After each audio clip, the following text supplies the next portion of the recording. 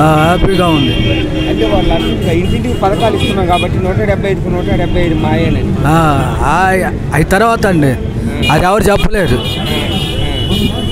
ఎవరు చెప్పలేదు, నా పథకాలు ఇమ్మని ఎవరు అడిగారండి? పథకాలు ఇమ్మని ప్రజలు అడిగారా? 45 సంవత్సరాల వాళ్ళకి 18,500 అవసరమా? వాళ్ళు పని చేసుకోలేరా? ఆటోవాడికి 10,000 అవసరమా? మిస్టర్ 10,000 అవసరమా? టైలర్కి 10,000 అవసరమా? ఇస్త్రీ పెట్టే 10,000 అవసరమా? ఎవరేమన్నారు? అభివృద్ధి చేయాలి కానీ వారం పోగలు చేయడం ఎందుకండి?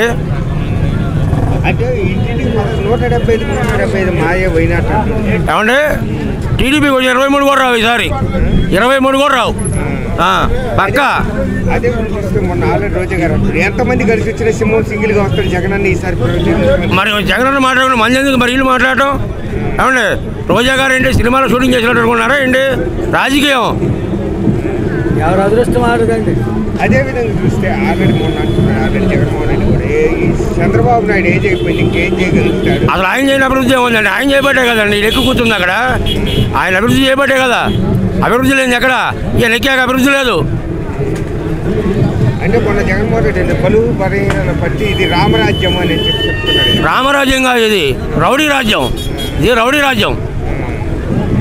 అదేవిధంగా చూస్తే మొన్న ఆల్రెడీ చెప్తున్నారు కదా ఏదైతే ఉందో ఇట్లాంటి వాళ్ళు ఎంతమంది కలిసి వచ్చినా ఏమి చేయలేదు, ఏం పెగలేదు. ఇట్లా పవన్ కళ్యాణ్ ఇటు చంద్రబాబు నాయుడు దత్తపుత్రుడు, ఈ పక్క చూస్తే ఆయన ఏం దత్తపుత్రుడు ప్యాకేస్తారు, ఈ పక్క చూస్తేనేమో ఏం ముసలాడు, ఈ కొడుకు చూస్తేనేమో పప్పు ఏం తెలియదని అంటున్నారు. కొడుకు చూస్తే పప్పు అని రాజశేఖర రెడ్డి గారు చెప్పాడా? ఆయన కొడుకు పప్పు అని.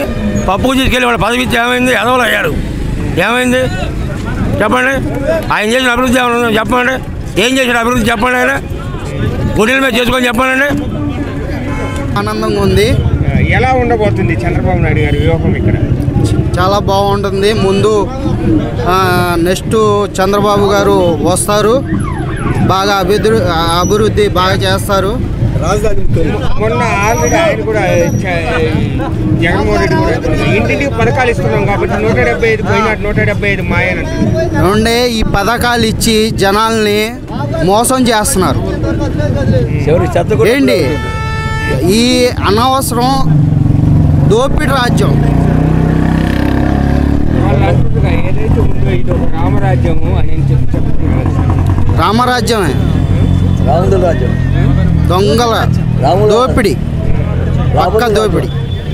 మొన్న రోజా కూడా అంటుంది కదా ఇలాంటి వాళ్ళు ఎంతమంది కలిసి వచ్చినా ఏమి చేయలేరు, ఏమి రోజా సినిమాలోనే పంచి వేయటం, డ్యాన్సులు వేయటం ఏంటి, క్లబ్లో డ్యాన్స్ వేయటమే ఆమెకు వచ్చింది ఏంటి. అదేవిధంగా చూస్తే మన కొడాలి నాని కూడా అంటుంది వాడు పప్పు ముసలోడు ఏం చేయగలుగుతాడు, ఆడేమో ఒకటి ఉంటే ప్యాకేజ్ ఇస్తారు.